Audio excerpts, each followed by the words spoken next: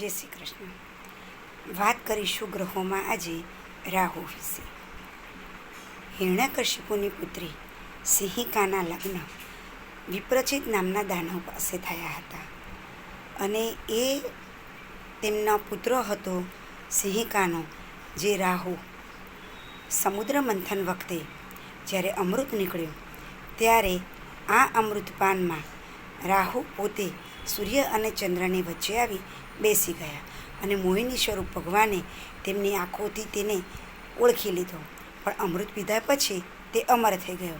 એટલે ભગવાને તેને 9 ગ્રહોમાં એક દુષ્ટ કુરગ્રહ, પાપગ્રહ જેવા નામે તેને સ્થાન આપવામાં આવ્યું.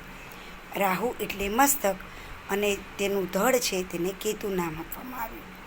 આ રીતે રાહુ અને કેતુની આપણે શાસ્ત્રોક્ત રીતે વાત કરી.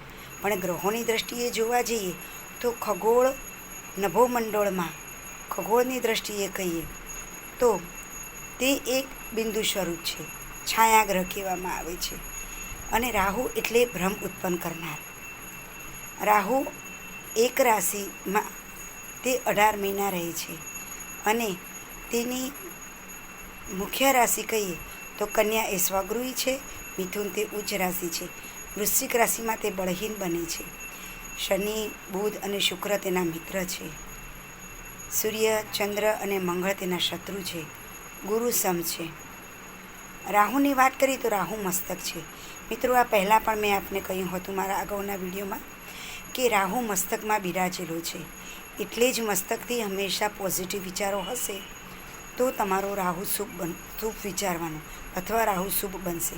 પણ જો તમે નકારાત્મક, નેગેટિવ કોઈ પણ વિષય વિશે વિચારશો તો સમજી લેવાનું કે તમારો રાહુ ખરાબ થઈ રહ્યો છે. મિત્રો, રાહુની આગળ વાત કરીએ તો રાહુથી કાળસર્પદોષ મુખ્ય થાય છે. આ કાળસર્પદોષ સાથે સૂર્ય અને રાહુનો ગ્રહણ યોગ, ચંદ્ર અને રાહુનો ગ્રહણ યોગ, શનિ અને રાહુનો શ્રાપિત દોષ, જેની વિશેષ ચર્ચા આપણે ફરી ક્યારેક કરીશું. પણ આ બધા અશુભ યોગો પણ થાય છે. રાહુને સૌથી વધારે જન્મકુંડળીમાં 12 રાશિમાં જ્યારે 12મે રાહુ આવે છે ત્યારે સૌથી અશુભ ફળ આપનાર કહેવામાં આવે છે. 4થી 8મે અને 12મે રાહુ ખરાબ ફળ આપનારો કયો છે. રાહુ મિથુન અને કન્યા રાશિમાં કોઈ પણ સ્થાનમાં હોય તો શુભ ફળ આપે છે. હવે રાહુનું કારત્વ શેમાં હોય છે તેના વિશે વાત કરીએ તો રાહુ પ્રધાન વ્યક્તિ ક્રૂર, ઘાતકી અને તે વિચારોથી એવા હોય કે છે તેને જે કામ કરવું હોય, જે કાર્ય સિદ્ધ કરવું હોય તો કોઈ પણ હદે જઈ શકે, કોઈ પણ ભોગે તે તેનું કામ કરે, છૂટકો કરે. એટલે કે સારું ખોટું દરેક કાર્યમાં તે તેના વિચારોથી અને શારીરિક પણ તે એ ખરાબ કાર્ય કરી શકે છે. એટલે કે રાહુનું આ ખરાબ ફળ પણ કહી શકાય. રાહુનું આપણે કારત્વ કહીએ તો સૌથી વધારે રાહુ એટલે બંધન. તેમ જેલવાસ હોય, મેડિકલને લગતું હોય, કોઈ પણ ક્ષેત્રને લગતું બંધન આવે તો સમજી લેવાનું કે રાહુના કારણે છે. રાહુની મહાદશા દરમિયાન પણ બંધન આવતું હોય છે. 12મે જ રાહુ આપે છે એવું નથી. પિતામહનો કારક ભૂત, પ્રેત, પિશાચ, મંત્ર, તંત્ર તેમજ જૂઠ્ઠું બોલનારા, દારૂ, જુગાર, સટ્ટો, તે ઉપરાંત જે મલેચ્છ વર્ગ એટલે કે શુદ્ર વર્ણને લગતા જે કાર્ય કરવાના હોય તેના અધિકારીમાં શુભ રાહુનું ફળ આપે છે.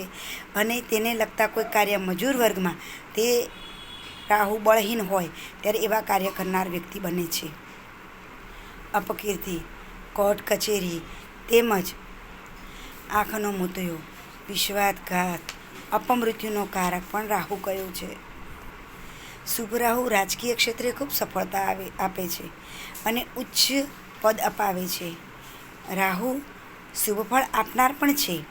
પણ જ્યારે અશુભ રાહુ હોય તો રાહુનું કવચ કરવું, રાહુના મંત્ર જાપ કરવા, તેમજ જો રાહુથી મંત્રથી તમને ડર લાગતો હોય, રાહુના મંત્ર કરવાથી કોઈ અશુભ પરિણામ મળતું હોય તો ભગવાન શિવની ઉપાસના પણ કરી શકાય છે. રાહુના વિશે દાનની વાત કરીએ તો કાળા વસ્ત્ર, કાળો કામળો, કાળા તલ તેમજ શ્રીફળ, નાગ તેનું દાન આપવાથી રાહુ શુભ ફળ આપે છે. રાહુથી ઘણાને પિતૃદોષ પણ કહેવામાં આવે છે. તો અમાસના દિવસે ખાસ નાગ અને શ્રીફળ મહાદેવના મંદિરે મૂકવાથી આ પિતૃઓની પણ શાંતિ થતી હોય છે. બુધવાર કરવાથી પણ રાહુનો દોષ ઓછો થાય છે. રાહુનું રત્ન ગોમેદ 5, 7, 9 રતિનું લઈ તેમાં પ્રાણ પ્રતિષ્ઠા કરી અને ઓમ રામ બ્રીમ બ્રોમ શઃ રાહવે નમઃ અથવા તો ઓમ રામ રાહવે નમઃના 72,000 જાપ કરી જમણા હાથમાં મધ્યમાં અંગુલીમાં શનિવારે શનિની હોરામાં અથવા તો રવિ પુષ્યામૃત યોગ અમૃતસિદ્ધિ યોગમાં તેને ધારણ કરવાથી અશુભ રાહુનું ફળ નષ્ટ કરે અને શુભ ફળ આપનાર બને છે. મિત્રો, રાહુ ખરાબ નથી, પણ રાહુને જે કાર્ય સોંપવામાં આવ્યું છે તે જ્યારે રાહુ અશુભ સ્થાનમાં અથવા તો અશુભ તેના શત્રુ ગ્રહ સાથે હોય ત્યારે જ રાહુ અશુભ ફળ આપે છે. ઘણીવાર રાહુની દશા તમને શુભ ફળ આપનારી પણ બને છે. રાહુ છે એ 2 નંબરના ધંધામાં કરોડપતિને રોડપતિ બનાવે છે અને રોડપતિને કરોડપતિ બનાવે છે. આ કામ રાહુનું છે. એટલે રાહુને આ કામ ભગવાને સોંપ્યું છે. એ ભગવાનને આપેલું કાર્ય કરે છે. પણ તેની શાંતિ આપણે જેમ બતાવ્યું તેમ રાહુના મંત્ર જાપ, તેનું યંત્ર, તેનું પૂજન કરી તેનું રત્ન પણ ધારણ કરી બુધવાર એકવાર જમી અને જમવામાં ખાસ મગ લેવા અને શુદ્ર જાતિના વર્ણને બુધવારે દાન આપવાથી તમારો રાહુ શુભ બને છે. આટલું આજે જ કહીશ. બીજું ફરી ક્યારેક તેની ચર્ચા કરીશું. જય શ્રી કૃષ્ણ.